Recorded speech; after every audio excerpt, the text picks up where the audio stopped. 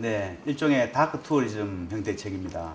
우리나라에는 많이 알려져 있지 않은데요. 이 다크 투어리즘 그대로 번역하면 어두운 여행점으로 되는데 역사의 비극의 현장이나 재난의 현장을 직접 찾아서 봄으로써 우리가 자기 성찰도 하고 교훈도 얻는 여행의 새로운 그 트렌드입니다. 2000년에 영국의 대학 교수들이 다크 투어리즘이라는 제목으로 책을 만들었는데요. 그때부터 이 용어가 이제 등장했고, 그때부터 이 용어가 많이 쓰여지기 시작했습니다. 이 책에서 제가 크게 할애한 부분도 이 이제 그 발칸 반도, 소위 말하는 보스니아 내전, 그리고 아우슈비츠 유대인 학살인데요. 그것이 바로 다크 투어리즘의 대표적 사례입니다. 그래서 제 책의 제목도 낭만의 길, 야만의 길로 정한 것입니다. 우리가 여행을 통해서 낭만적인 것을 주로 보지만은 거기에는 동전의 양면처럼 야만이 존재합니다. 그래서 우리가 야만의 길과 낭만의 길을 동시에 볼 수 있다면은 여행에서 우리가 얻고자 하는 가장 최대의 것을 얻는 것이 되죠. 인류가 걸었던 야만의 길과 낭만의 길을 되돌아봄으로써 우리가 미래의 길도 찾을 수가 있으니까요. 역사의 현장을 직접 찾아서 보는 것은 우리에게 엄청난 그 기쁨을 줍니다. 그곳에서 일어난 역사의 현장을 되새기면서 우리가 오늘을 살아갈 힘과 에너지를 얻는 것이고요. 발칸과 동유럽을 여행하는 사람들이 점차 늘어가고 있는데요. 이 책을 통해서 그 발칸과 동유럽에서 일어난 역사를 또 잘 알아감으로 해서 역사 여행이 주는 재미와 감동이 더해지지 않을까라는 생각이 듭니다. 네, 제가 1990년대 초에 대학교 다닐 때 그 기자가 되기 위해서 영어 공부를 한답시고 이 타임지, 뉴스위크 같은 책을 끼고 살았는데요. 당시에 그 가장 많이 등장한 국제 뉴스가 바로 보스니아 내전, 발칸 전쟁이었습니다. 포탄 공격으로 폐허가 된 건물 잔해에서 어린아이를 안고 있는 그 절규하는 여인의 사진이 아직도 눈에 선합니다. 짧은 영어 실력으로 인종과 종교가 얽히고 설킨 그 복잡한 전쟁의 양상을 이해하기 어려웠고 왜 그토록 잔악한 전쟁이 자행되었는가에 대해서 대한 의문을 풀지 못했습니다.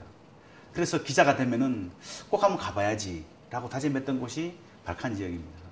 제가 기자가 된 20년이 다 돼가는데요. 20년 만에 꿈을 이룬 것입니다. 발칸은 크게 보면은 동유럽 지역이고 발칸과 동유럽은 역사가 공유하는 부분이 많습니다. 그래서 발칸과 동유럽을 같이 엮어서 한 권의 책으로 만든 것입니다. 네, 물론 멀고 생소합니다. 그것이 1차 대전, 2차 대전의 진원지임에도 불구하고 말이죠. 우리에게 알려진 것이 거의 없고 또 실제적으로 그곳에 여행해 본 사람들도 아직 많지 않고요.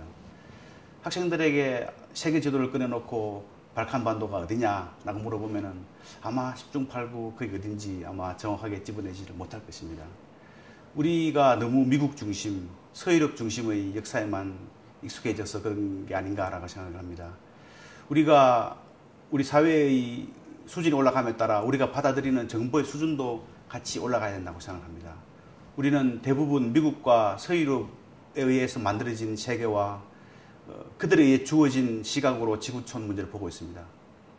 역사의 정복자들에 의해서 기술된 세계사에 의해 정복된 국가들의 역사가 왜곡되기도 하고요. 우리나라도 그런 역사의 피해자이기도 합니다. 우리나라가 최근 세계에서 7번째로 국민소득 2만 불, 인구 5천만 명, 소위 말하는 25식 클럽에 속하게 되었는데요. 그 규모에 맞게 받아들이는 정보도 다양해져야 된다고 생각을 합니다. 발칸과 동유럽의 역사는 우리의 역사와 매우 비슷하기 때문에 우리에게 주는 교훈도 매우 큽니다.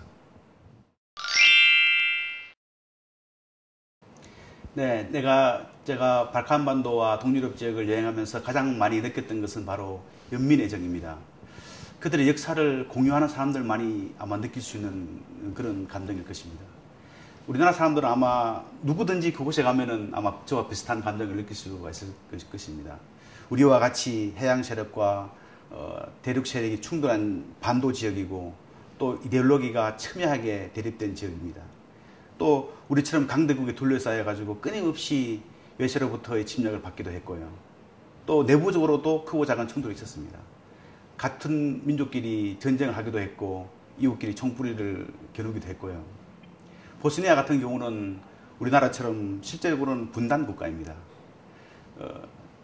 어쩌면은 우리나라의 역사에서보다 다른 나라의 역사에서 우리가 더 큰 교훈을 얻을 수가 있는데요. 바로 그곳이 발칸과 동유럽 지역이 아닌가 생각합니다.